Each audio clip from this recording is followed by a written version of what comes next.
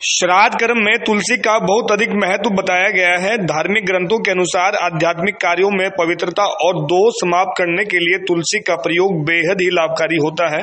श्राद्ध पक्ष में तुलसी का एक उपाय बहुत लाभदायक है। ज्योतिष शास्त्र के अनुसार इस उपाय को घर पर रहकर करने से ही तर्पण के समान फल प्राप्त हो जाता है।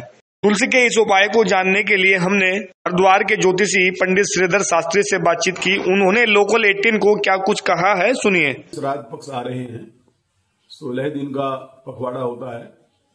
पूरे 16 दिन होते हैं इस श्राद्ध में।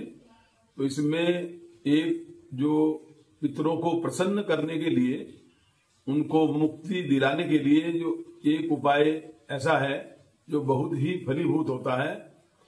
जैसा कि हमारे आंगन में घर के बाहर तुलसी विद्यमान है, वहां जाकर के तुलसी की जड़ में एक कटोरी तुलसी की जड़ में रख करके और अपने हाथों में स्वच्छ जल लेकर के उस कटोरी में लगभग 7 बार उस जल को अपने हाथ के द्वारा पहले हाथ में डाल करके अंगूठे के द्वारा वह जल धीरे धीरे उस कटोरी में चला जाए और इस प्रकार का क्रम 7 बार होना चाहिए। और हमारा जो मुख है वह दक्षिण दिशा में हो।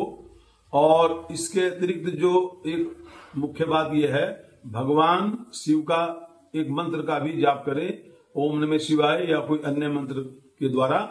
ऐसा करने से हमारे जो जैसा तर्पण करते हैं या उनको गंगा के किनारे जलांजलि देते हैं पितरों को, इस प्रकार ही उस काम का फल प्राप्त होता है।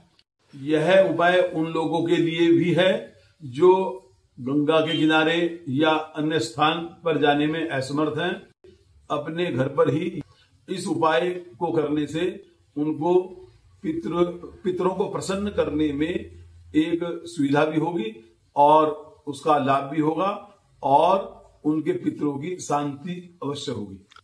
तो ऐसा करने से हमारे पितृ शांत होंगे और यथा योग्य हमको आशीर्वाद भी देंगे। जैसा कि 16 दिन तक पितृ हमारे पृथ्वी पर ही होते हैं और वह प्रसन्नचित्त होकर के अपने लोक में लौट जाएंगे।